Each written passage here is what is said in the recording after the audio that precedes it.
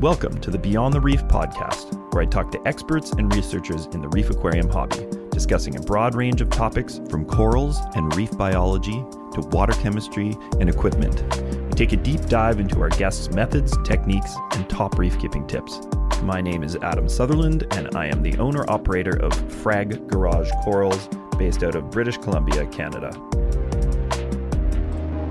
This podcast is now brought to you by Fauna Marin. I was hesitant to bring on any sponsors, but since I use so many Fauna Marin products, I was really happy to have them collaborate with me. And also, I am now a certified ICP consultant, so if you send in a laboratory ICP test, you can select me as an advisor. Hey folks, what's going on? I have to apologize for the delay in this week's episode. I had a little surgery. I was on my ass for a while, but I'm feeling good now, and it's nothing serious. But anyways, on to this week's episode. Today I'm talking to Doug Dorrat from Frag Farm in the UK. And Doug is, I would say, just an overall reef expert. He's constantly researching, developing ideas with Fauna Marin. Just generally just one of the more curious and thought-provoking people that I know in the hobby. So we kind of wanted to do this episode to dispel some sort of misunderstood things in the hobby, some myths, maybe explain some things a little clearer. And there may be some things in this conversation you don't agree with or you have questions about. So, you know, we can get some conversations going in the chats and see what you guys think. So yeah, as per usual, please hit that like button and subscribe and comment, and definitely reach out if you have suggestions for guests for future episodes. Something else I wanted to say is I am getting a lot of Fauna ICP consulting requests, but if you do want to book a session with me to go over your ICP, you have to do that through my website. So it's fraggarage.ca/consulting, and there's a couple ways you can either subscribe to the Patreon or you can just do a one-time payment for one session. And I'd just like to thank everyone that has subscribed to the Patreon so far. That's patreon.com/Beyond the Reef podcast. It's definitely helping me make this worthwhile. So anyways, I hope you enjoy this conversation with Doug Dorrat from Frag Farm UK. All right, man. Thanks for doing this with me. This is a one-on-one for the first time. And I guess people that don't know you should probably know you do a lot of product development with Fauna Marin, a lot of conversation with Claude, bouncing ideas, which kind of led to the bolus method, which got a lot of people talking, and that will probably intertwine with some of the things we talk about today too, I'm sure. So yeah, thanks for joining me. Thanks for having me. Yeah, I mean, we kind of were talking about just doing this to sort of maybe debunk, demystify some misconceptions in the hobby, some things that probably aren't well understood. And I thought you'd be a good person to do that with. We talk all the time, so you know, some of this stuff isn't new to me, but I'm still trying to understand it. Sometimes you tell me a bunch of stuff and I'm just like, I need to absorb and then come back. So yeah. So I guess a good starting point is we should talk about alkalinity, because I feel like that's a parameter that is not well understood and it's not measured in the way that things like calcium and magnesium and a lot of the other elements are. So what are the things that are misunderstood about alkalinity as maybe a starting point to talk on? Yeah, I mean, I hear a lot that alkalinity is the measure of growth, Hmm. okay, of your corals, and I think that's totally wrong. Um, it's an indicator. It's not a very good one. That's kind of where I would start with a misunderstanding. I think also there's a general misunderstanding about what it is. What is alkalinity itself? And it's very simply defined. It's you know, ostensibly for a reefer, it is bicarbonate, carbonate, and boric acid component of the seawater. Hmm. But it's important to highlight that the alkalinity is one part of the total carbon system. Um, you know, what we would refer to as the carbonate buffer system in a reef tank. Hmm. The other components being CO2 and carbonic acid. And so there's an equilibrium that goes from CO2, carbonic acid, bicarbonate, carbonate. The proportion of each of those things change based on the pH, or they'll change based on the temperature or the pressure, or to some extent the salinity.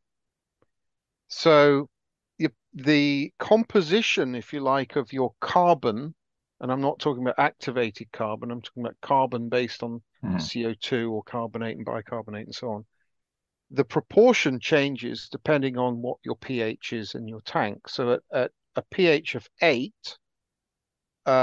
you've got a higher proportion to and carbonic acid and very little carbonate. At a pH of 8.3, you've got a lot of carbonate, or much more carbonate, and very, very little carbonic acid. So that carbon within the system shifts depending on the pH. And when you say that alkalinity is just half of this, you can start to see that alkalinity itself is not a brilliant measure because the foundations of it are changing constantly, throughout the day. So that's really by defining. I mean, maybe you could put the equation up on Yes. the Okay. Equation on up. the screen. Yeah. Get the equation up on the screen. I mean, it's worth noting really how the role of the buffer system in the context of a reef tank is to stabilize the pH. That's the way I like to think about it anyway. So it's a means of absorbing H plus ions, which are acids basically, and it absorbs them in a way that it prevents the pH from changing.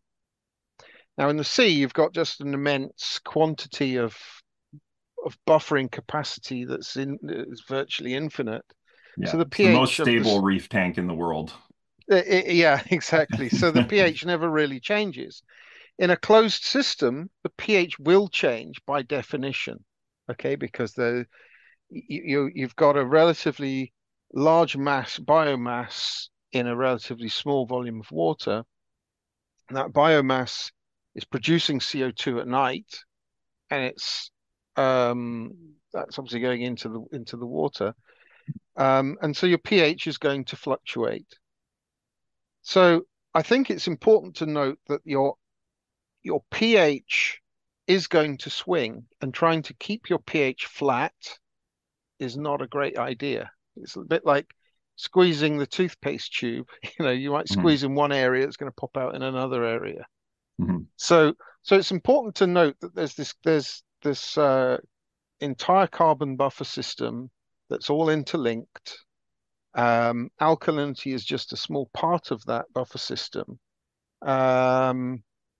And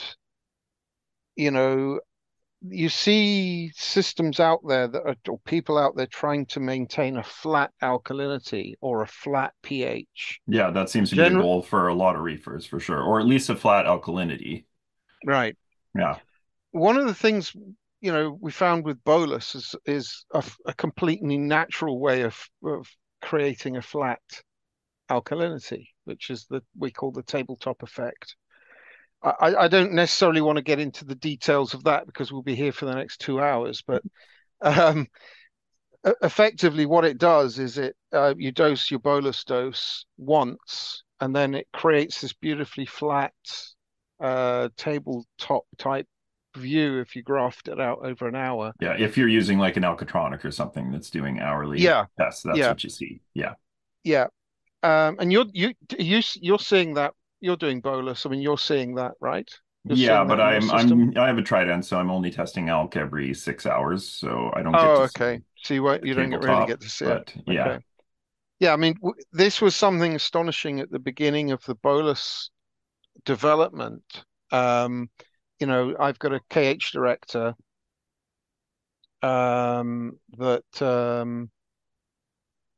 the KH director is measuring every hour, and just saw this completely flat alkalinity, which defies all logic. Mhm. But people are trying to do this chemically, by dosing, testing dosing, using these bits of equipment, and generally that's a bad idea. Um, the reason I think for that is, if you look at, how can I say it? If you look at a coral has to get rid of H plus. It's producing acid effectively in its tissue, which it needs to expunge um, in order to stay healthy. And I think this is one of the real fundamental reasons why RTN, STN happens, is because it can't get rid of oxygen radicals or H plus ions. And the way in which it does that is I think it's using a chemical pump. There's a pump system which is called a proton pump, and it's a chemical process where it will take an H plus and it passes it out of the tissue into the water column. Now, if the H plus is changing constantly in the water column, that pump can't work quite as effectively. That's certainly the anecdotal evidence that we've seen here.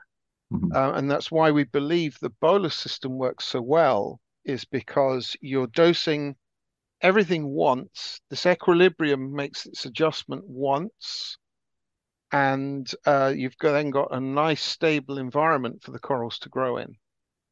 Yeah, because I So mean, a lot of people, the argument against it is that you're actually peaking the alkalinity and, it's more stressful to the corals. That's going to be kind of what people are going to come at with. But I think understanding that some of that alkalinity or some of that bicarbonate just kind of sits in suspension and gets used as required from yeah, this shift there is a between. very particular chemical process which is very few people know about, which we're utilizing with the bolus method.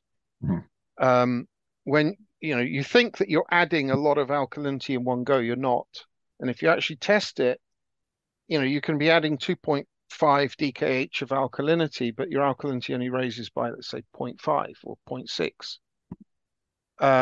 What that's saying is that it's gone somewhere and it comes back later as it's needed. But let's not get into that. But it is a massive subject to discuss. But um, yeah, so generally alkalinity, let the thing do what it needs to do throughout the day. If it's swinging, it's not a big problem.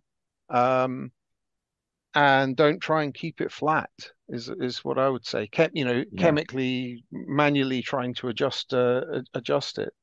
So Um, I feel like a good question would be if pH is changing throughout the day, and if somebody is trying to achieve a stable alkalinity, is the alkalinity essentially different at pH 8?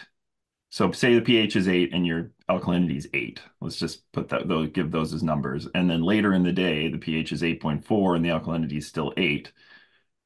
That's kind of actually a completely different alkalinity based on the pH yeah, being I mean, different. the basis of it will have changed. Yes. Mhm. So there's, for example, in the morning, your corals are photosynthesizing, so they're taking CO2 and they're taking um, carbonic acid. Mhm. Now, that's not reflected in alkalinity, but it's taking carbon out of the system in order to produce sugars for the corals. Mhm. Okay, but that's not measured in alkalinity. What will happen is the equilibrium will adjust, and some of the bicarbonate will convert back to carbonic acid, and some of it to CO2 to compensate. But and then the total inorganic carbon level will come down as it's consumed. But we don't factor that kind of thing in to the equation. That you have to really look at the total carbon to understand what's really Yeah. going on. Yeah, and that's kind of what you figure out with the bolus dose, because you figure out exactly how much alkalinity you use in a Yeah, 24-hour period, and then you yeah. go from there. Yeah, so you said that you don't consider alkalinity the main driver or indication of growth. So what would you say calcium is a better indication of growth? Much better. Yeah, yeah. Yeah. If you think about it, everything uses alkalinity. It's there to neutralize acids. So, a digestive process, bacterial growth is producing H plus. Calcification is producing H plus. So all of those things have to be mopped up within the buffer system. So it's using part of that alkalinity to do that. And the way that it does that is if, let's say in your water column, an H plus just suddenly appears, acid, so it's trying to drop the pH. A carbonate ion will grab onto that H plus and it converts it into bicarbonate. And that's how it locks that H plus up so that it can't, so effectively it cancels out the negative effect of the H plus ion. So isn't That's that how it kind of works. what calc is doing? I know, like, we'll get into this more. I know you're not a fan of calc. No. You're, but calc is essentially doing that as well, right? Because it's kind of bringing in some of that carbonic acid and turning it into alkalinity, essentially. Yeah. It's taking that, you're adding a hydroxyl ion. It reacts with basically carbon dioxide to form a carbonate. So you're Mhm. taking away from the left side, if you like, of the equation, and you're creating something on the right. What we found with, if you look at ICPs of people who use a lot of calc, you tend to find, um, accumulations of bromine. And that suggests to me that, I mean, this isn't official fauna advice. It's just stuff that I've identified in looking at, best part of 2000 ICPs now. Mhm. If you're getting a bromine accumulation, it can be because of inefficient photosynthesis. Now, calc users, I believe, are having inefficient photosynthesis because Mhm. you're taking away part of what the corals need, certainly in the first part of the day. Um, and it's changing that equilibrium quite a lot because that CO2 is to be replaced. So it's got to bring it in from the atmosphere. Hmm. Hmm. Yeah, so that's why you can see systems that are running calc that start to run into pH issues after a Yeah. certain amount of time.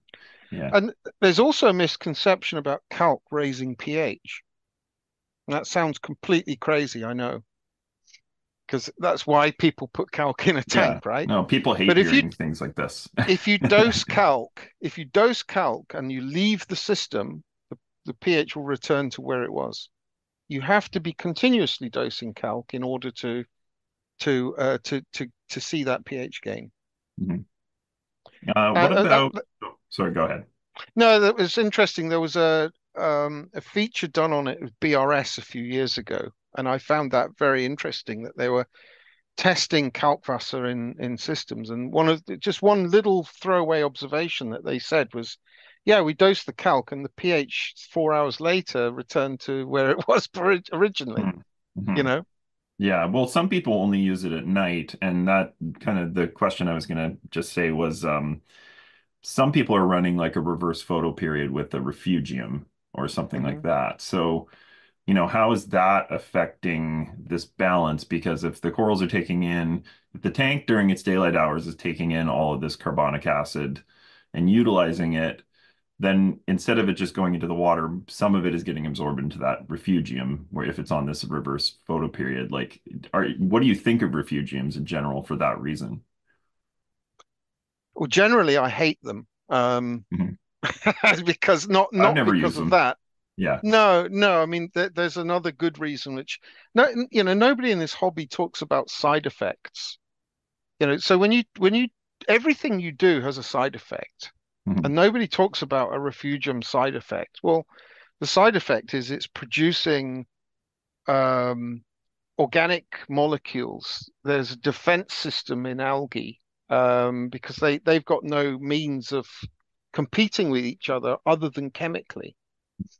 And so you end up with things like immunosuppressants, some quite nasty DNA altering chemicals that can come off these algae, like Yeah. dimethyl sulfide and stuff like that.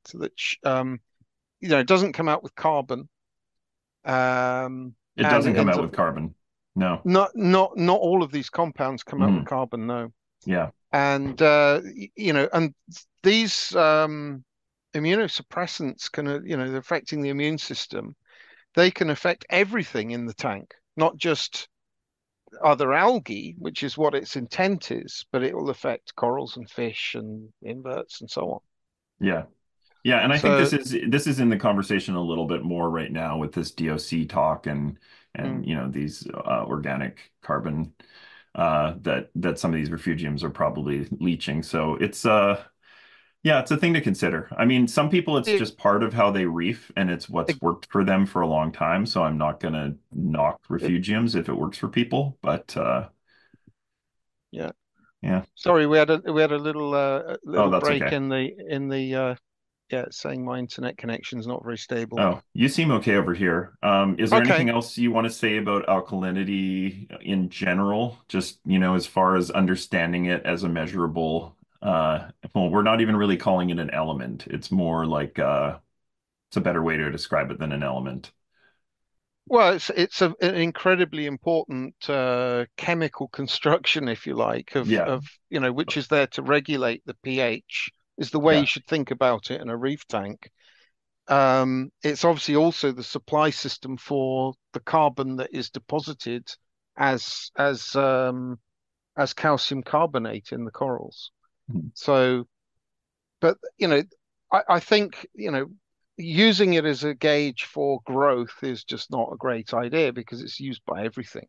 yeah, That would be the misunderstanding, I think. yeah. I mean, we're all carbon-based life forms, right? At least last time I checked. A lot of people think that they're going to get better pH capacity out of dosing soda ash or sodium carbonate versus sodium bicarbonate. So, for example, every time you dose, let's say, carbonate or a hydroxide, it's taking that carbonate ion, and to rebalance it, it either has to precipitate some of it or it has to convert it into bicarbonate, and so it grabs an H plus and it binds it. That's the difference between carbonate and bicarbonate, is it's got an H plus attached to it. So really what we're trying to do is minimize the movement of those H plus, Mhm. and that's where if you create that stability, you tend to end up with better corals. Yeah, yeah. Okay, interesting. But how come, some people do seem to have, let's say, somewhat long-term results with using a system that runs a lot of calc or runs a lot of soda ash as their Hmm. primary, drivers? Yep. So you do have success at the beginning. Looks great. Typically, when you change your dosing system, it looks good for a while. If you're running a high pH solution, um, over time, you're going to end up with some degree of precipitation. And the precipitation can occur in kind of three forms. One is an instant formation of calcium carbonate. It's like when you get that tide line on the top of your tank, where the water meets the air. So that's one form. The second form would be in kind of flocks that are produced, what we consider detritus. Okay, Mhm. is typically a calcium carbonate based um, nucleation that then is bringing in organics, nutrients, fluorides, trace metals, and so on, and Mhm. it forms a detritus layer.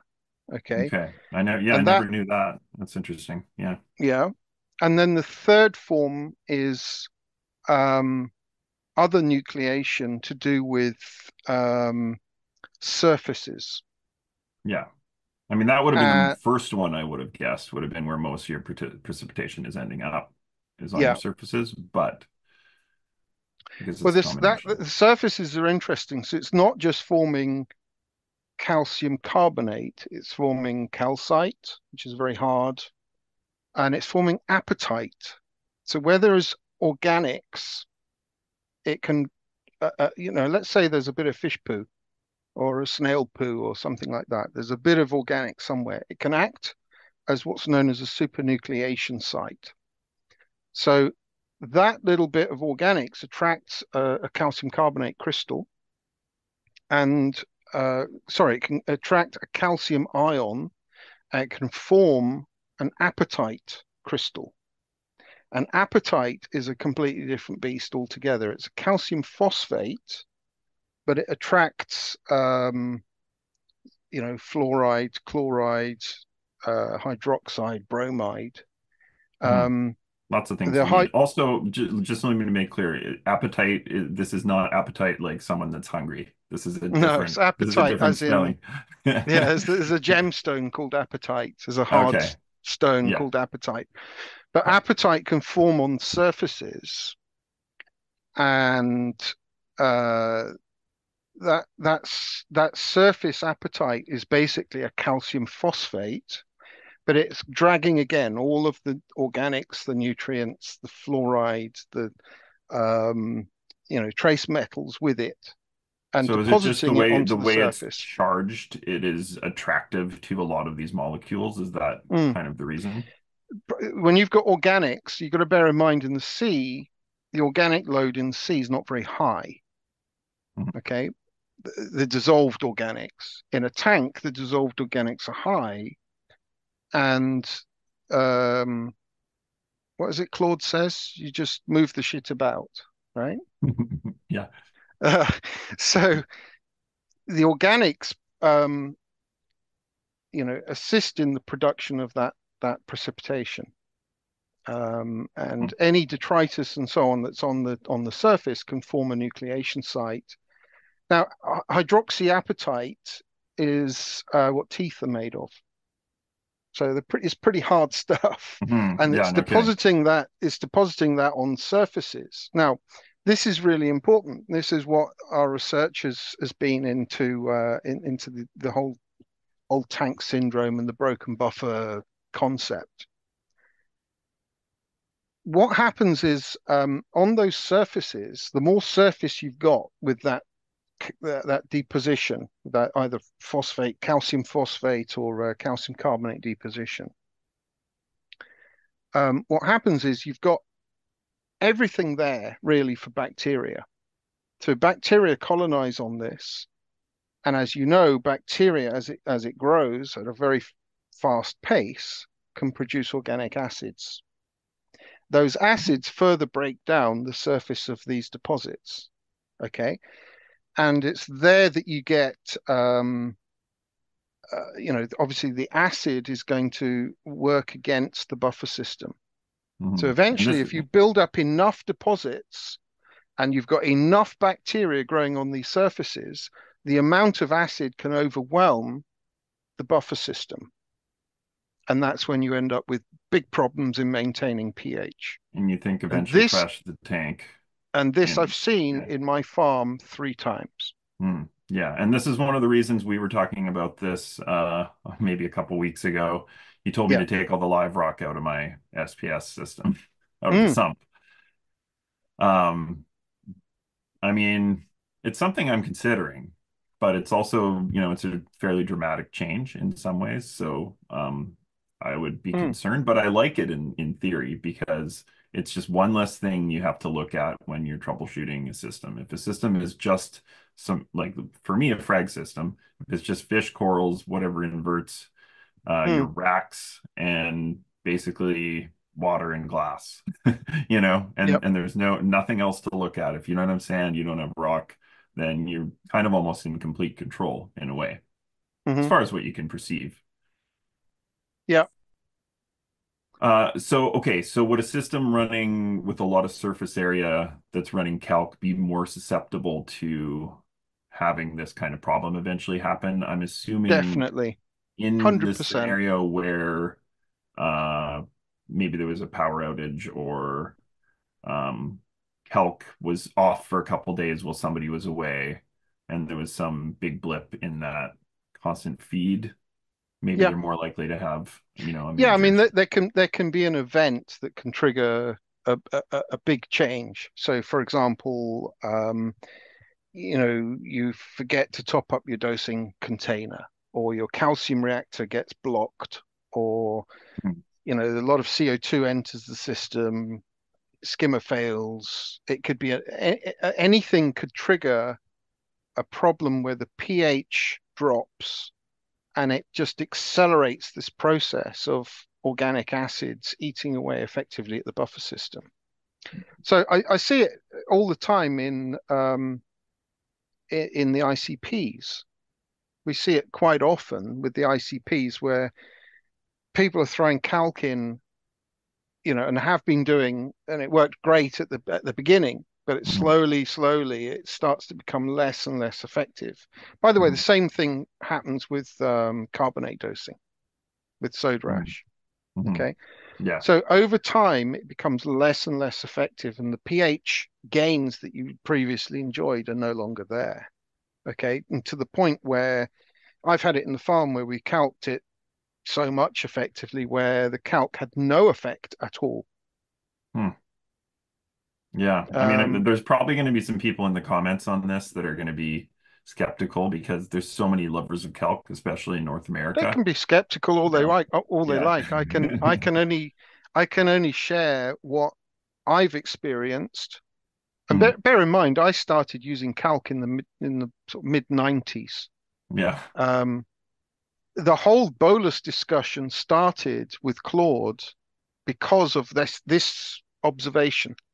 Because I Mhm. explained this to Claude, and he said, "Yeah, same. I found exactly the same thing," Mhm. which is why Claude doesn't recommend, well, I shouldn't say recommend. He sells Kalkwasser, but at Well, least yeah, he's they're got selling kelp now, which is funny. It's like, if someone's going to do hard drugs, you might as well provide them, a good, safe good, good space. stuff. Yeah, Yeah. without all the Good impurities in medical it. medical grade, Exactly. bro. Yeah, yeah, yeah, yeah. So yeah, that's really was my experience with calc, and after a number of crashes, um, we had to seek something else, and that's really where bolus was born from. Was looking for an alternative to find all the benefits that you get with calc, but without any of the side effects. And Yeah. that's really where we got to. I mean, the other thing I'll say is when it comes to precipitation, people don't realize this, but seawater is really quite unstable.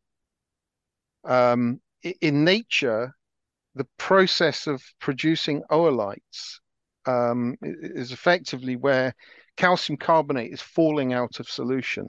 That's Hmm. how aragonite sand is produced. If you look into the Hmm. process for how that's produced, you end up with a nucleation, and then the precipitation forms on the surface of that little nucleated Okay.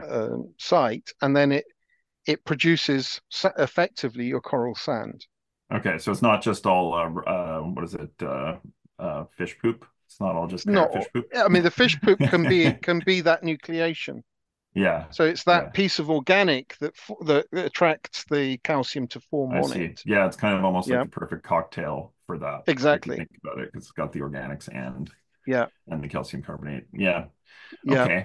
Yeah. So also whenever you don't, I mean, you can create precipitation in a number of ways. You run your calcium too high. It doesn't matter which dosing system you use. You can, if you're running calcium at a level, and we see more and more and more of this in the ICPs, more people running calcium up at like 500 parts per million. Well, that's automatically into the territory where you're going to be getting precipitation. Hmm. So you'll Yeah. see increased amounts of detritus. You'll be depositing, um, you know, uh, precipitation onto surfaces, and that's why you're going to get algae and cyano and all this stuff, because all of the components needed for growing all that stuff is bound to the surface. Hmm. Yeah. Okay. Well, that's a good direction to maybe go in if we feel somewhat conclusive about some of that. Where were we? We were talking about buffer system and calc and some of Mm, those issues. But Yep. we talked about this before too, is I mean, you and I talk all the time. There's no point in me saying that, but it's just reflecting back. We talked about how precipitation has a relationship with nuisance algae, and I think Yep. that's something a lot of people don't consider because they think, Yep. oh, the algae is just showing up because of nutrients. Hmm. It's more complex than that. There's this whole sort of microcosm of stuff going on your surfaces that might be leading to that algae. So yeah, talk about what you told me and sort of break it down. Hmm. I mean, it's basically it's continuation of what we just discussed, which is Hmm. if you run your parameters at a level where you're going to have precipitation, and or you're using a dosing system which will encourage precipitation, you're going to end up depositing organics, nutrients, trace elements, and so on onto surfaces. Hmm. And when you do so, that bacteria that is breaking that surface down is releasing those nutrients back out, and you've got a highly concentrated area in a very tiny zone, which is perfect for algae. It's got everything Yeah. it needs. It's got And is it's got that all the bacteria traces. also releasing CO2 or carbonic acid that the algae can Yeah, use, or is that kind of coming out and I'm I getting regained in a different order? yeah, I mean it's going to be releasing all sorts of things that the algae can use. Mhm. Yeah, and just an interesting point to make on that is my one system that I'm running Bolus on, my kind of test system with it, it has zero algae problems, like There you go. zero anywhere. Yeah, And my main SPS system does have some algae issues, not major, but just a couple types of macroalgae and that are a that's bit got calc, right? pesky and kicking around. Yeah, and the Hmm. system that's running Bolus is very tidy. So Yeah. this is a thing to So consider. I don't know. I mean, yeah, I it's mean, had exposure to all the same kinds of algae because I've swapped corals from those tanks. It's not like the ulva algae that's in the SCPS system hasn't had a chance to take hold in that tank. hmm. It just didn't probably have the environment to take hold, like we talked about. Yeah, my systems here are very clean. I mean, there's no there's one system I think with a tray that's got a little bit of bryopsis on it because Mhm. that was my mistake with a bit of lanthanum dosing. What people don't realize when you dose lanthanum, it's releasing calcium and raising your calcium level. So it Mhm. created that precipitation. Lanthanum creates precipitation. That's how it works. But yeah, I've got no cleanup crew really to Mhm. speak of Other than um, fish, I in guess, my as they're systems. doing Yeah, some grazing. there's a few Yeah. tangs around, but they don't really bother pecking at much because there's not much to peck on. Mhm.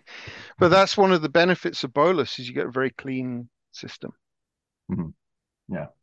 Okay. So something for people to consider is if you are running a system with calc or heavy on sodium carbonate slash soda ash, be aware that there could be precipitation happening on your surfaces that is creating an environment plus the bacteria to yield some of these nuisance algae Yeah. to proliferate. So Yeah, I mean carbonate yeah. by definition, as soon as you drop a drop of carbonate in, it's a concentrated form. A little bit of that is going to precipitate. Not very much. Mhm. Tiny bit of that is going to precipitate. But when you're dosing it regularly, every hour, every day, that builds up.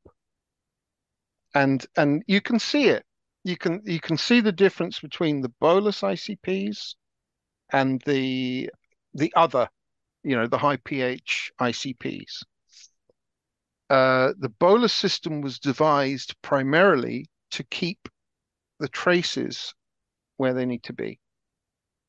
Yeah, and also When to you, deliver them at the right time, because that's a big, just a yes, quick little aside here is I think something that people, and I don't want to spend too much time focusing on bolus because we'll have mm, other conversations about it, but one of mm, the major reasons that it works and the reason it works with the fauna product is because of the halogens and the trace that is in trace three yeah, in your alkalinity component, and the fact that it's delivered in this one big dose right when your lights peak. And that's why people are like, oh, maybe I can use this product with it, or maybe I can just, dose just soda ash on its own. It's like, no, it has to be this other yeah. way. So yeah, I mean, we've put out enough warnings about that, but yeah, yeah, I've seen people all over the internet trying it with sodium carbonate or with Triton or whatever, yeah, whatever, and that's just going to end in disaster. yeah, for It sure. has to be bicarbonate. Yeah. Okay, maybe we should talk about this for a second. We could probably get down a rabbit hole on it, but CO2 is bad. And also, like, yeah, let's dispel that CO2 is bad, and then talk about the difference between carbonic acid and dissolved CO2 because I want to understand that better. Because people always just think that all of your CO2 in your reef aquarium is carbonic acid, but my understanding is it's kind of coming in and out of suspension into dissolved CO2 and carbonic acid. I mean, the differences are so small, really, that I don't think it's significant. But Okay. I mean, carbonic acid is just the hydration of CO2. It's just water mixing effectively with the Yeah. CO2. Um, uh, I mean, so the significance of CO2, and the reason I love CO2, is because you need CO2 for photosynthesis. Yeah. Obvious, right? You wouldn't believe the number of people, number of ICPs that I see where, um, high pH dosing, particularly calc. If you look at the way calc works, calc takes CO2 plus the hydroxide and it creates carbonate. So you're temporarily removing the CO2. A CO2 scrubber is taking CO2, it's taking it away, um, which will create precipitation, by the way. Um, but the CO2 is needed for photosynthesis. So this is can be seen when, and this is my observation, it's not official fauna um, guidance, but I see it all the time, is when you get an accumulation of bromide, it's typically when you're using a dosing system that contains bromide, but the bromide's not being used because the photosynthesis isn't very effective. And I believe also it's to do with um, polyp extension. When you see this crazy, crazy polyp extension, I think these are hungry corals. I I mean, think it. eh, I agree in a way. There's probably an extent. Like I do know that corals that are underfed, the polyps will actually shrink in size. So there's less polyp to actually extend. Mhm. Um, but yeah, I think we've seen that with, say, freshly imported corals that are wild collected often have very good polyp extension at first, I find. Maybe like the millies and whatnot, and then they'll start to like get a little shorter over time Is that because in they're some hungry? cases. Well, it could be. I mean, it's just they've just traveled who knows how much time, and I don't know. I'm Mm, just speculating, but yeah. um, I mean, it's just my observation is that if a coral, gets the right light and it has the right amount of CO2 to be able to photosynthesize, it's the bolus method. We developed the solus component of it to really supercharge the photosynthesis. So we're making sure that the coral's getting a good breakfast and a good lunch. mhm, Okay, and it needs that sugar, it needs that energy produced by the photosynthesis for the next phase, which is the deposition of calcium. So it needs a lot of energy. Um, and photosynthesis is a great way of giving it that pure energy it needs for growing. I think that a lot of growth issues are down to the photosynthesis not working properly, and that could be to do with the CO2 being messed around with our dosing systems. mhm. Yeah, I mean, I know that some of my ICPs have come back with an elevated CO2 level, and I've wondered how much of a concern that would be. That said, since kind of trying to dial that in, I've turned my calcium reactor down and I've dosed more two part. Um, and my level's kind of in the safe range now. I do think my systems are better overall. So, Mm, I mean, it's not to say any, obviously we need CO2, but too much CO2 is definitely not good. mm. The question is it the effect of Henry's law? So Henry's law is where the water has to equilibrate with the air. So if you've got a large amount of CO2 in the air, you're going to, by definition, get a higher level of CO2 in the water. Okay. So that's one aspect to look at. That you can solve easily by putting a CO2 monitor in your room. If your CO2 is high in the room, then you're going to get high CO2 levels in the water. But there's another aspect that people don't consider, which is in your buffer system, when the coral is growing, particularly at night, as it's taking bicarbonate and carbonate out of the water for laying that down into skeleton, if the buffer system is starting to run out, it's going to be converting CO2 into carbonic acid, and it will convert the carbonic acid into bicarbonate. So it can be bringing in alkalinity effectively through the air-water interface. And this is mostly a lot of this is going to be through your skimmer if your skimmer is running 24/7. Yeah, Yeah. but this is only when there is a deficiency in the amount of alkalinity.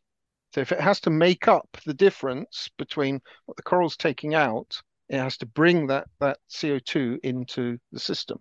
So effectively, it's sort of sequestering CO2 from the room into the Yeah. tank. Yeah, which, yeah, I mean, and that's something to consider for people that have a tank in a space with a lot of humans around, or, not a very large space or not a well ventilated space that Mm, doesn't have necessarily air exchange. I mean, that's why we've heard of a lot of people that have added these heat HRVs or some kind of air exchange system to their farm or where their tank is. They've noticed huge benefit in their mm. We've got that. their We've got that system. here, but Yeah. also it could be down to the fact that you don't have enough alkalinity. And that comes down to what we first talked about is the sort of misconception of what an alkalinity reading really is, because, Mm, even though you may still be getting an 8 or an 8.5, mm. but how can you know? Like, is there an indication, for example, on the Fauna ICP that might tell you more detail about the different components of our alkalinity now? No, we can see it with the bolus method because if your bolus, if your pH is going down, more significantly at night, that's an indication that you don't have enough alkalinity. So you can just raise the bolus dose, and it will fix your pH from Hmm. going down. Which actually leads me on to it, a lot of pH issues may be the fact that there isn't enough alkalinity being dosed. One little factlet that people maybe aren't aware of is that a lot of the deposition of calcium carbonate is done at night. And so, uh, if you look at the way people are dosing their tanks, um, quite often if you plotted a graph of the rate of deposition of calcium carbonate over 24 hours, it Hmm. doesn't match the way you're dosing your tank. Hmm.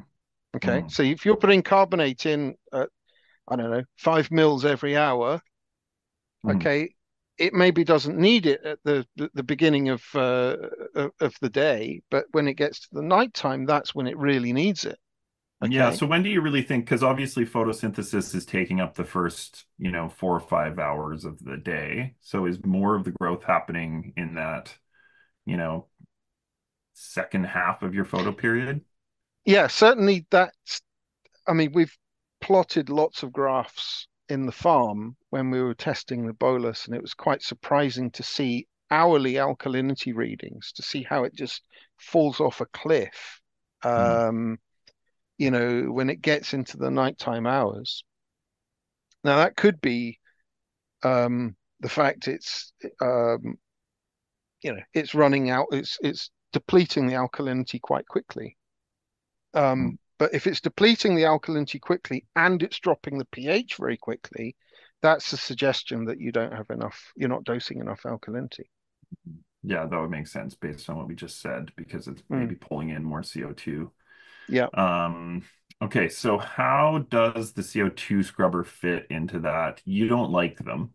no. The problem is we think of skimmers as, oh, this skimmer's great because it's venting off a lot of CO2. Yeah. That's correct. That is correct. But the buffer system occasionally needs to bring in CO2 as well. Hmm. Okay, so Yeah. as we discussed before, so if you're restricting that, you're actually preventing the buffer system from acting in its natural capacity. Yeah. You're also creating precipitation because by restricting the CO2 is a regulator, if you like, in that buffer system that's stopping, that's controlling all of the levels. So by taking away the CO2, you're actually creating that precipitation.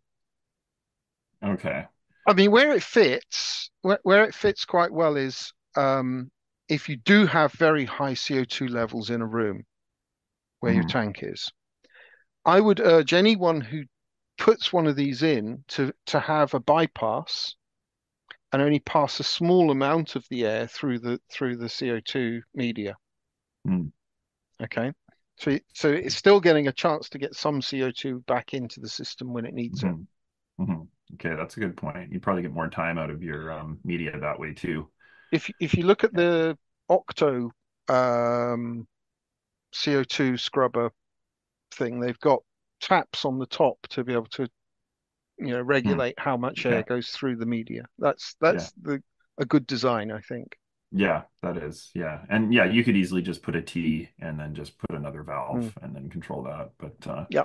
yeah, something to consider also because that media tends to work really well for the first, couple days and then it kind of tapers Mm. off, But yeah, I mean, I run it on two of my systems. You probably don't like me for this, but uh I do notice if I replace it on one tank, I notice a little bit of a pH improvement on one of the other two tanks, just because it's pulling more out of the room Mm. overall.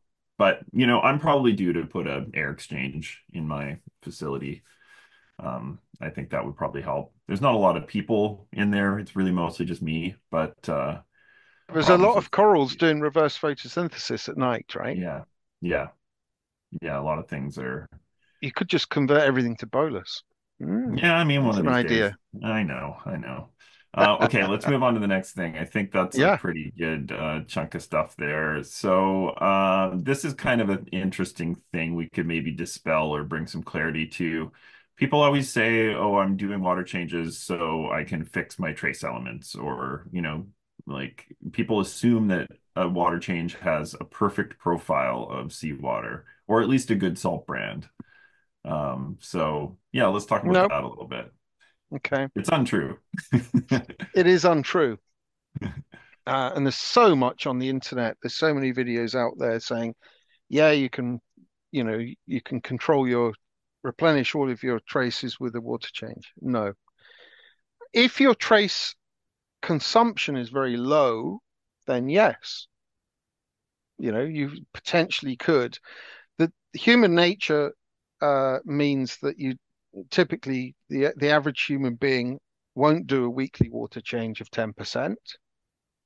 And so you end up with traces depleting quite quickly.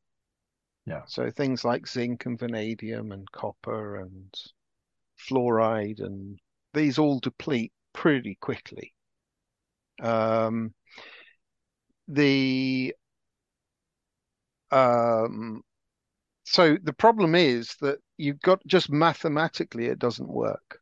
So if you took a 10% water change and I don't know, you look at the salt that you're using, it may have, I don't know, 4 or 5 micrograms of zinc in it. So, and your tank's got zero zinc based on the ICP. Mhm. So you're adding 0.5 micrograms of zinc with your water change, Mhm. which is going to do nothing. Yeah. That's the problem.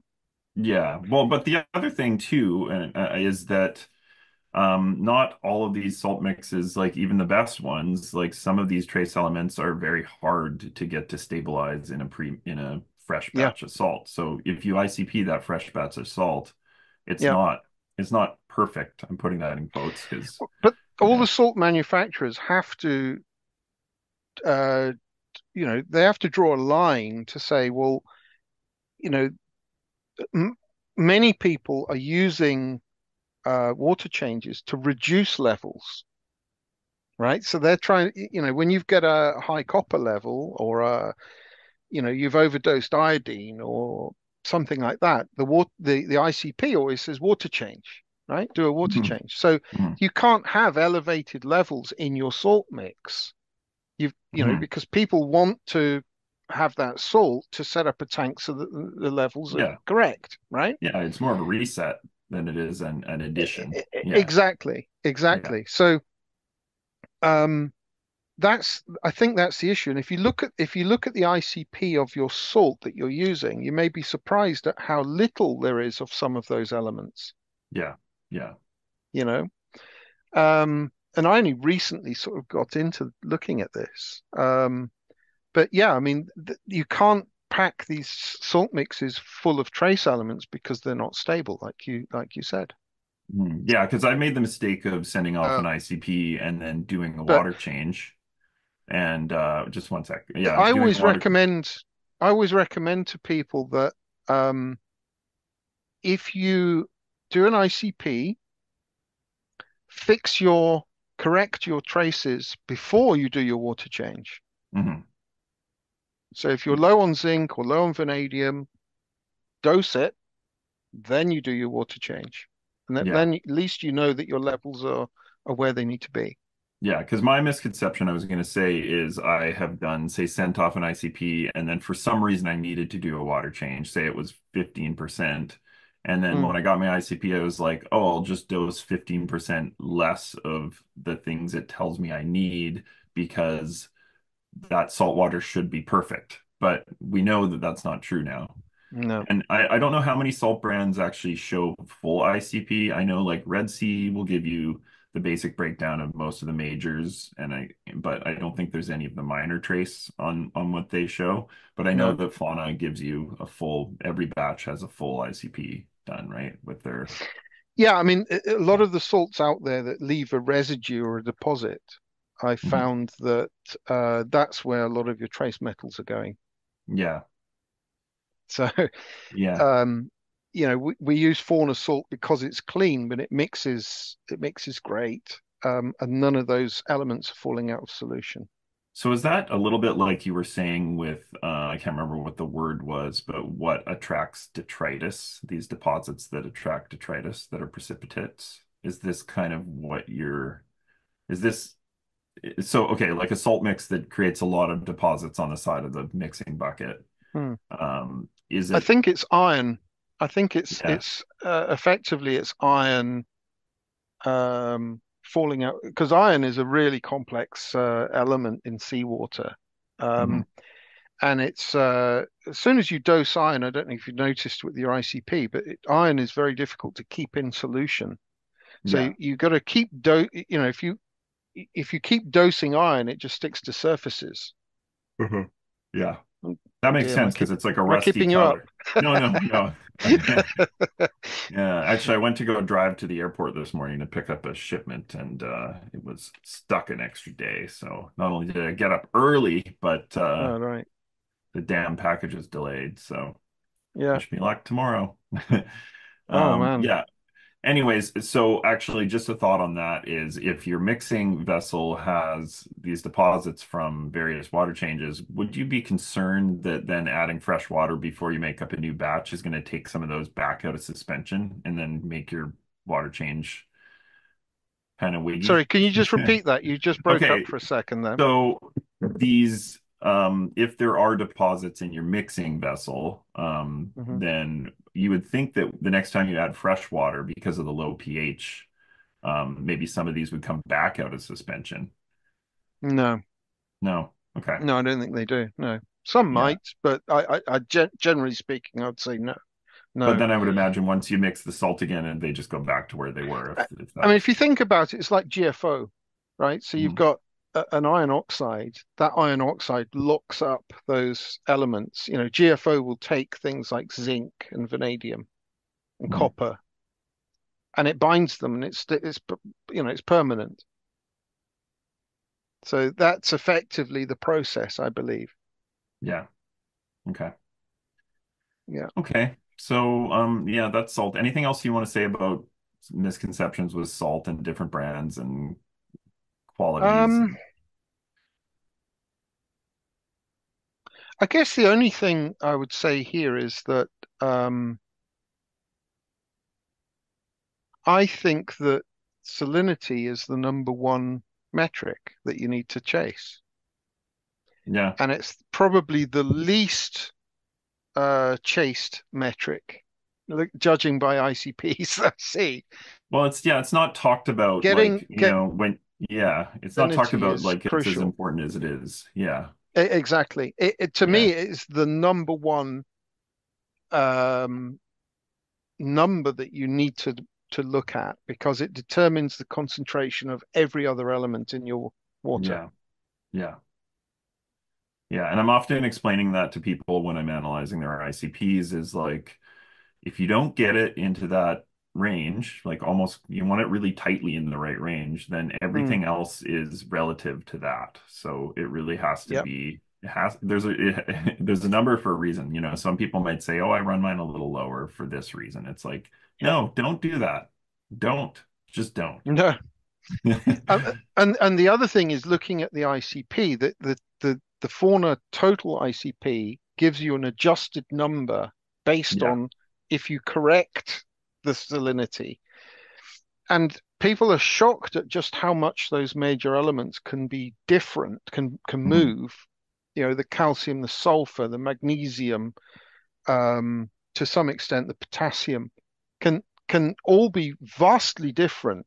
And you're making decisions based on what the ICP is telling you. But if you don't factor in that salinity, Yeah.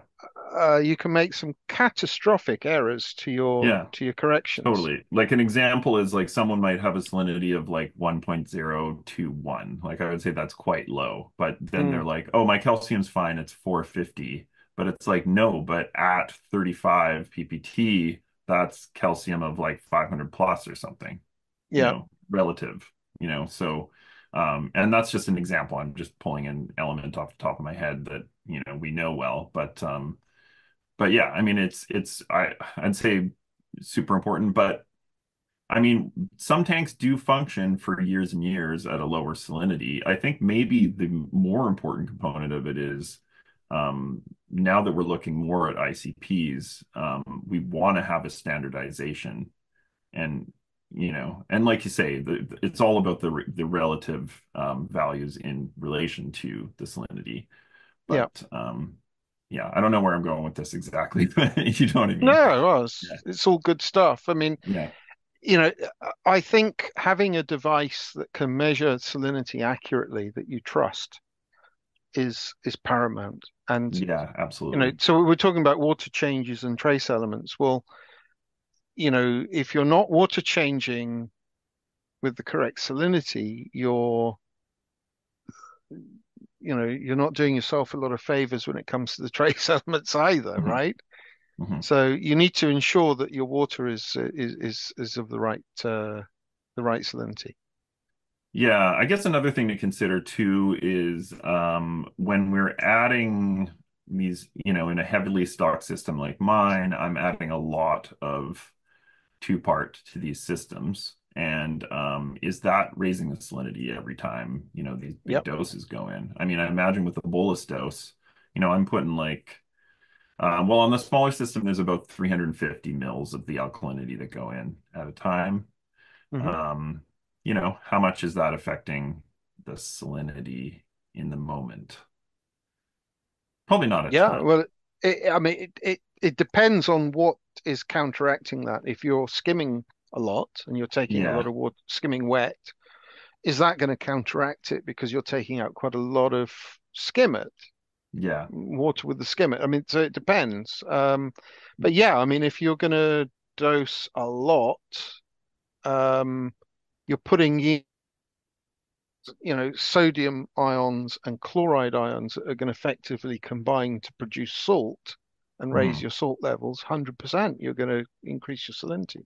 But I mean, having knowing your bolus dose and what's getting consumed, you're assuming that's all getting consumed every day. Otherwise, you'd have accumulation of levels. So, Hmm. but there's probably a brief period where you get a small marginal raise in salinity when you put your bolus dose in, which Here, obviously we agree doesn't matter.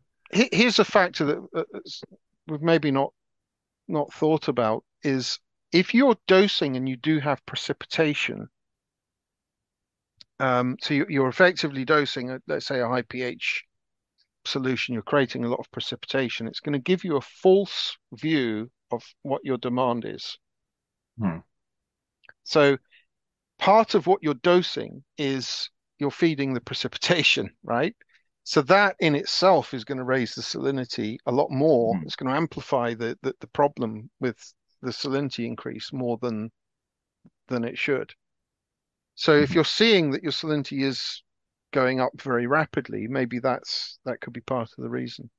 Yeah, I'm only asking about this. I actually haven't found it to be a problem for me, and maybe part of it is because I'm selling corals out of these systems, and I don't always top up with salt water every time a bunch of Hmm. corals go out. So I just let a bit of fresh water go in, and I just Hmm. check the salinity. But I have had reefers with slightly smaller systems tell me that they always notice their salinity creeping up from Yeah, for dosing sure. the Yeah, ESV or something. but Uh, that just highlights how important it is to measure it on a yeah, regular yeah, basis. and I like think you it say, should have be a a good daily tool. thing. Yeah. Yeah. What do you think is the best tool for I measuring use the Milwaukee salinity? benchtop meter. I think anything that's on a pen is rubbish. Yeah, I anything with think an electrode I don't really like, but what is the no. Milwaukee like a digital refractometer or something? Or Yes, essentially, yes, yeah. yeah. Okay. I think an optical refractometer should be hurled as far towards the horizon as possible because I don't think any of them are any good. I use one, Um, it's fine. One thing that I think is a good thing, just as a little reference, if you don't, so say you're getting, this is just for the average hobbyist. If you're getting corals from a local store or from a friend's tank, just test their salinity every once in a while. And then if you're like, oh, it was quite different than mine, then look at your system. It's just a simple little thing to do every once in a while, but I always test salinity on incoming shipments just to check against myself. And then mhm. sometimes I'll go back to them and say, you got something weird going on. Like your salinity was, you know, 37 ppt or Yeah. something like that.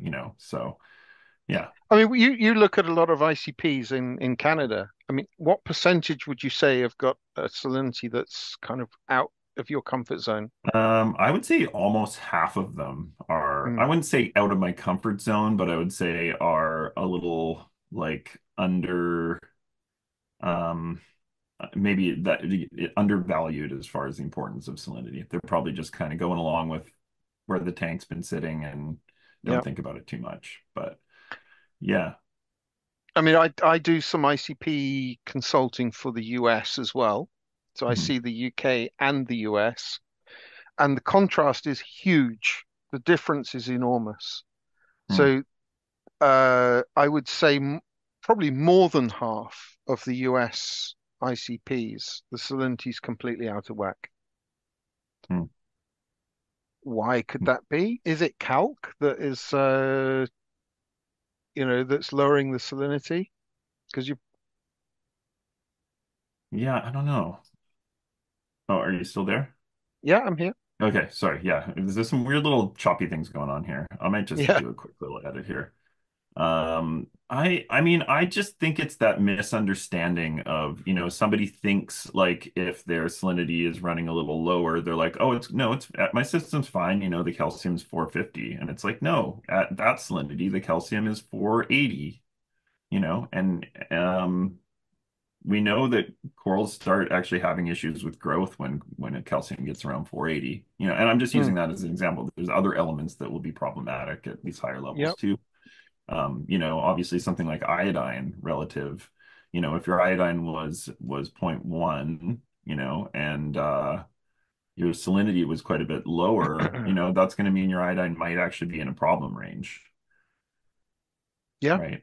So, Yeah, I mean, not to mention the fact if you're running at 480, you're going to have some precipitation, which means that you're going to mhm, struggle to keep those dynamic elements, the metals, within range, and that's going to create problems for the corals. mhm, mhm.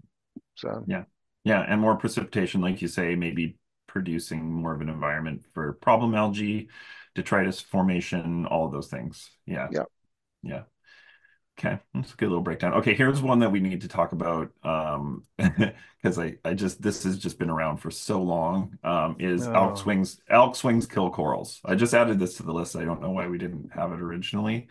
I almost want to have like a meme where it's like elk swings kill corals, elk swings crash my tank, elk swings ruin my marriage, et cetera, et cetera. It's easy to blame elk swings for something. I think that's the main reason we like to use that term, or people yeah, have used that term.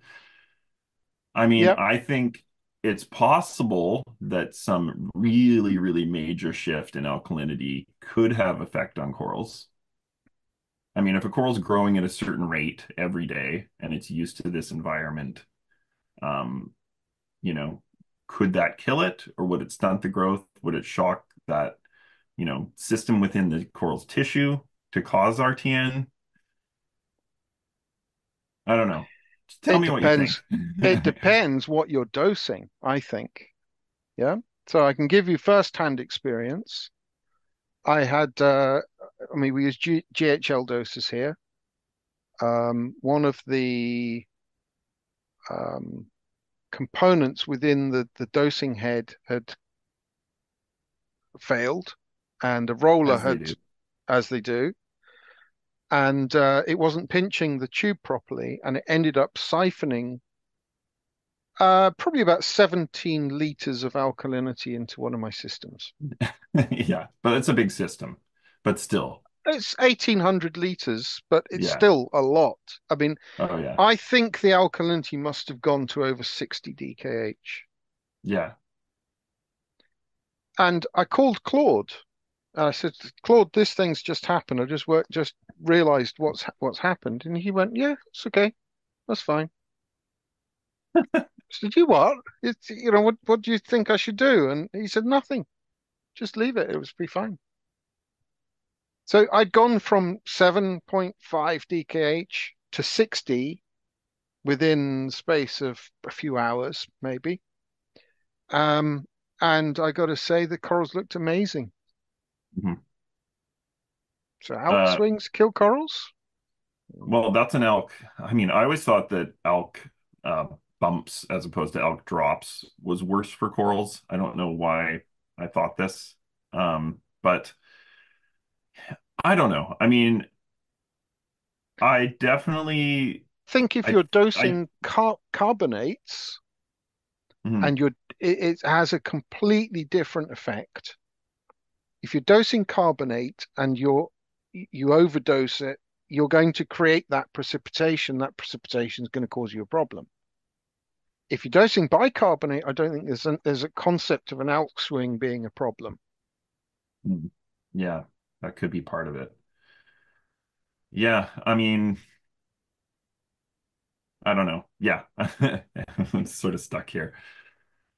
I Um, mean, have you had first-hand experience of an elk swing killing corals? I've only been suspicious of it, and since trying the bolus system, I'm pretty convinced now that you're basically doing an intentional elk swing every day at a certain time. Yeah. I kind of don't really think that elk swings kill corals overall. And there's probably more to it than just simplifying it into those terms. It's like Mm. there's probably other things that go around along with the reason you had an elk swing that could have led to the factors that could have killed a coral. Hmm. Like that could be more something to do with like we were talking about with, say, something goes on with your calc dosing, or And there's more complexity to that statement, Yeah. you know. Let's say you overdosed on carbonate. I mean, what's it going to do to your pH? So the pH can kill the corals, Yeah, yeah, 100%. If you change the pH too quickly or you go too high, yeah, 100% you're going to kill corals. yeah, But if you're dosing bicarbonate, it's pretty safe. I mean, you can go crazy, and it's not a problem. yeah. And that's probably a reason why with the bolus dose you could overdo Yeah. it, as you're trying to dial it in, and you'd probably still be fine. I've got to make one statement here. It's critical when you dose that bolus, right? The reason we Yeah. dose it at that particular time is because the corals have done their photosynthesis, they've done their deposition for the evening, and you can actually see it on the alkalinity graphs. It flatlines. Okay, so those few hours before sunrise, if you like, seems to be their sleepy time. They kind of they settle down. Yeah. Now, if they've done their deposition, they don't really have a lot of H plus to be throwing out through the tissue.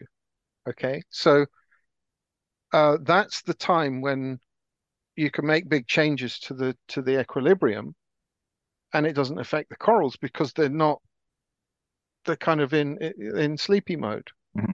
Mhm. Yeah, and they're That's my woken up very guess. quickly. It's like one of those They're annoying woken up very alarms. quickly. One Yeah, of those. here's your here's your CO2. Yeah, Yeah, yeah. exactly.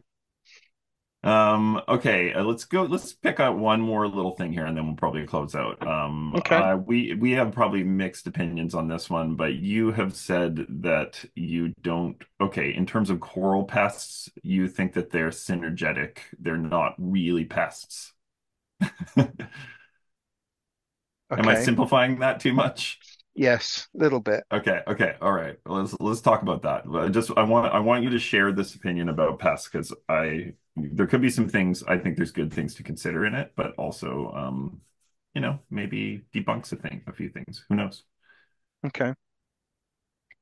My internet connection is unstable, it said. Okay, Hmm. that's You seem interesting. okay. Yeah. I'm okay for the moment, yeah. Okay, where do I even start with this? Pests. And we need to define really what do we mean by pests? Okay, I'm talking about parasitic flatworms, copepods, you know, bugs. Okay. Um, maybe we can lump into this group some of the medium ones like vermitid snails. Um, what are those other ones? Those ones that bore into the skeleton of LPS and whatnot. Hmm. Spinoid worms? Yeah, sphenoid Am I saying that worms. Yeah, right? yeah, Yeah. yeah, I think so. Yeah, yeah. Uh, Okay, so um, I'll start this with a little story. I had years ago one coral tray that was just full of Montipora. And I was mhm, laughing to myself for ages, thinking, "Ha! If I ever got nudibranch in here, they'd have a field day because they've got all my entire collection of high end Montiporas in there." Um, Back then, I was of the opinion that you should dip everything and you dip everything to death to make sure there's nothing on those corals. Just a second, let me let my little dog out. okay.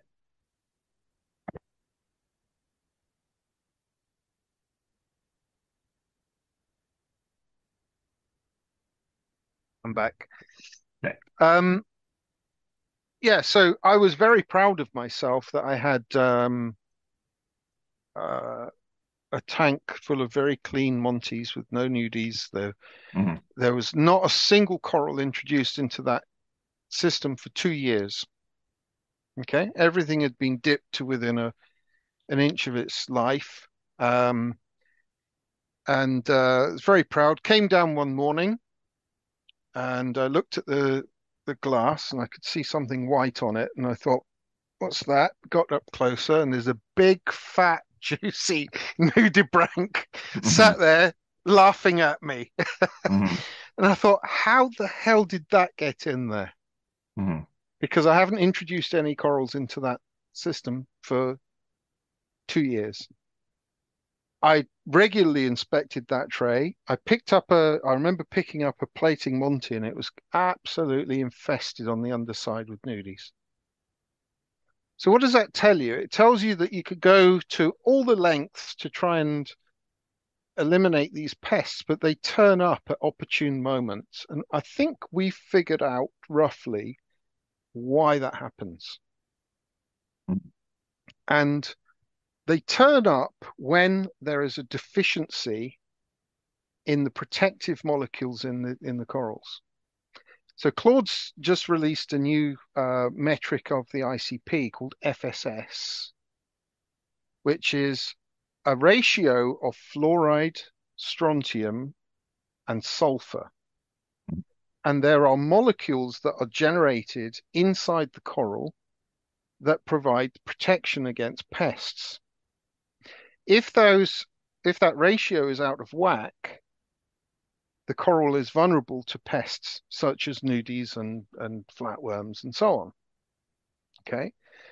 And this absolutely corresponds with what I've seen is that when you let a certain set of parameters go fail, and it could be, iodine, fluorine. Fluorine's very crucial. Sulfur's very crucial.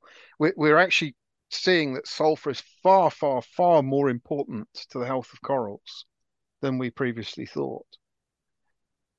So when you let that FSS metric drop, these magically appear.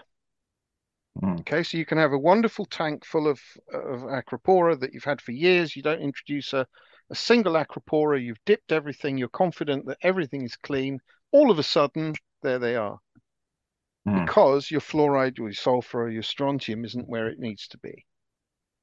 Okay, so that's one of the features of the new format of the total ICP. Extremely valuable, I think, in understanding how these pests operate. They Mm. operate when there is something wrong with the chemistry and the corals don't have the protective systems. Their immunity is not sufficient to be able to fight against these pests. Now, I believe, and Claude disagrees with me on this, and it sounds like you do as well, but I believe this is a natural phenomenon, particularly with flatworm, that they come and if a coral is subject to pathogenic bacteria or infection of some degree, a chemical signal is created. These things hatch from nowhere. Mm. They can be in status, I think, for years and years. They appear and then they come and deal with the affected part of the coral so that it doesn't destroy the entire colony. Mm. That's my view. Mm. Whether it's correct or not, I'm not sure, but that's certainly from the evidence of years of looking at corals. Yeah. I mean, one thing I would consider is that, like in nature, there's so many biological solutions for pests too. I mean, there's Yep, always one thing that's designed to eat this thing that eats this thing, definitely. etc. Yeah. So, because our tanks are such a monoculture, it's Mm. obviously, we're more susceptible to something taking hold. But I think you make a good point. And I mean, I know like anybody that I've known a lot of really good tanks over the years, and quite a few of them have had flatworms, for example, on the acros, and they're just kind of there, but they're not really a problem, you know? And I think that lends to what you're talking about with, Mm. this I think there's probably more to it than what is it, the sulfur fluoride, uh what was Yeah, it it's again? fluoride, sulfur, and strontium. Yeah. Yeah. And yeah, I think there's an article that's going to come out on that, or I think I saw something from Claude on that. So we'll hear more about that soon. But Yeah, yeah, there's more probably to it than just that. There's other probably things to do with its immunity. There's the whole microbiome and whatnot too. But 100% agree. yeah, Yeah. yeah, And I think dynamic elements play a part. yeah. Copper is probably playing a part in there as well.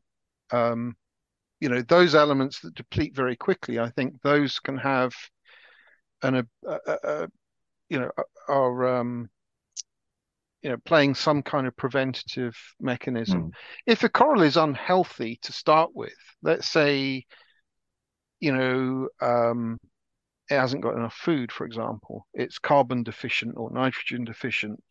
mm, Um, if you're down, you're going to get bugs and you're going to feel a bit down and vulnerable, right? mm, If I kept you in poor conditions in mm. cold temperature and you're cold, you're going to catch every bug out there, right? Yeah, Don't think it's any different with the coral. yeah. No, that's fair. So if you That's don't fair. give it the environment that it needs and all of those processes within, the enzymatic and processes and the metabolic processes and the photosynthetic processes, if they're not all working properly, the coral's going to be a bit Yeah. down and it's Uh, going to be subject to these pests. I wonder if a system that already is overridden with certain pests, if you were to improve all of those parameters, if you would see a decline in numbers, if you were to, dramatically improve the system's quality. I don't know. I feel I've like seen once it. they've taken hold, yeah, okay. And Yeah, yeah, I've seen it. okay, so let's talk about the difference of ICP-MS versus OES and this accuracy versus precision thing that is kind of important because I used to think, and we'll explain what the terms kind of mean. I used to kind of think of accuracy and precision as almost the same word.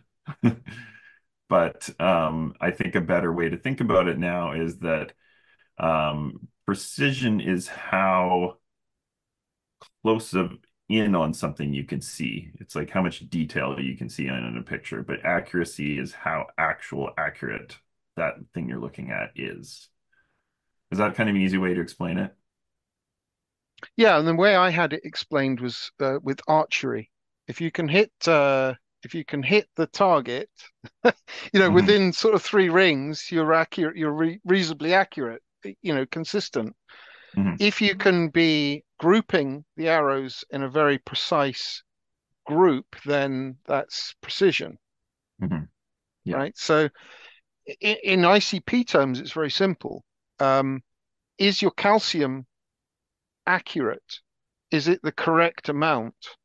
Is it measuring it correctly? Okay. And actually, this is very important because the elements you're making decisions on your tank based on the number it tells you, it has to be accurate. Okay. yeah, yeah. Because The you don't need a more precise calcium reading where it's No, 415.126798. That would be more right, precise, but it doesn't matter if it's not accurate. right. Yeah. So there's a misconception that MS or mass spectroscopy is better than than OES, optical Mhm. emission spectroscopy, which is simply not true. MS is better at measuring certain things Certain metals with and a minor with a trace. greater precision. So Yeah. if you want to measure certain metals, it is fantastic. If you want to know what your chrome level is, or your selenium, or your rubidium, or your Mhm. cobalt, or whatever, it's fantastic. OES is very good at measuring things like phosphates, phosphorus and Yeah. calcium and potassium, all the major elements. It's really, really good at. Mhm. Um, so is it better? No. MS isn't actually very good at measuring phosphorus or calcium.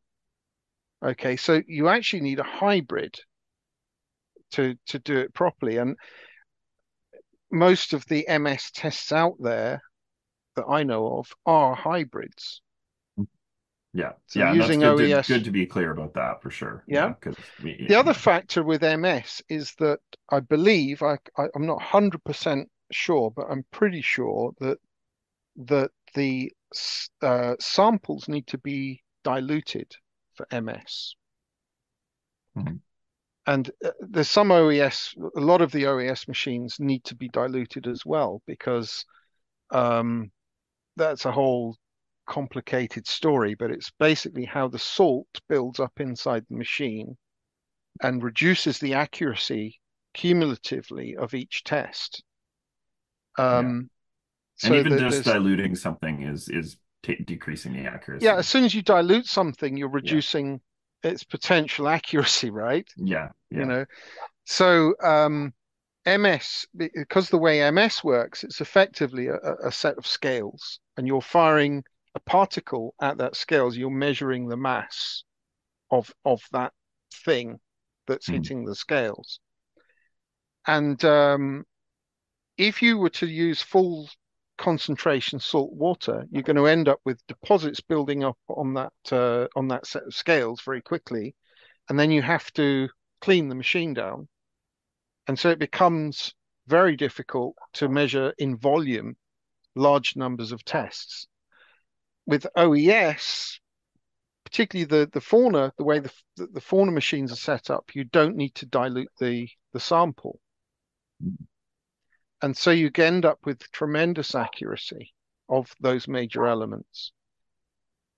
Um, it's Claude's lab, and I shouldn't really be talking about the future of his new lab, but there is MS coming for fauna, Yeah. and it will be a hybrid system where you get the same accurate, consistent numbers on the ICP-OES Hmm. side, but it will merge it with the parameters that are really good at MS, that MS measures really precisely Yeah. on that test as well.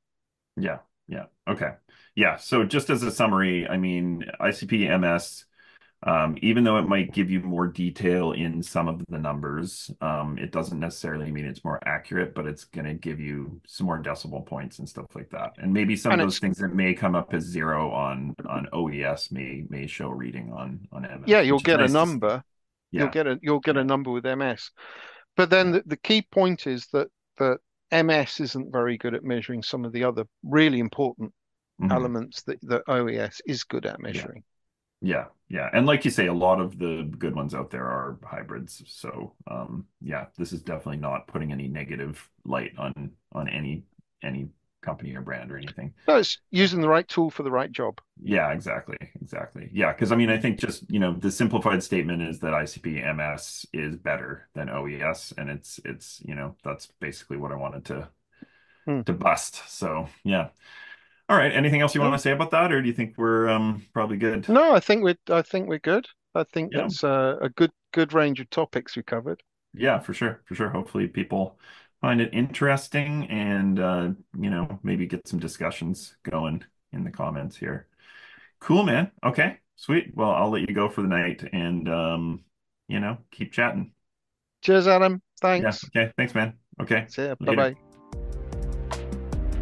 Thanks for joining me today on this episode with Doug Dorrat from Frag Farm UK.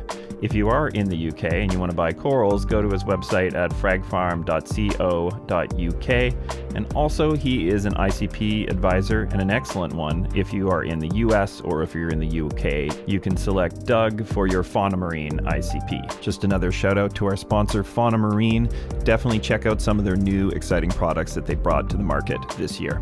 If you have any suggestions for future guests, want to ask me a question, or just reach out in general, you can email me at beyondthereefpod@gmail.com. And if you're looking for high-quality aquacultured corals in Canada, please go to my website at fraggarage.ca. Hope to hear from you soon.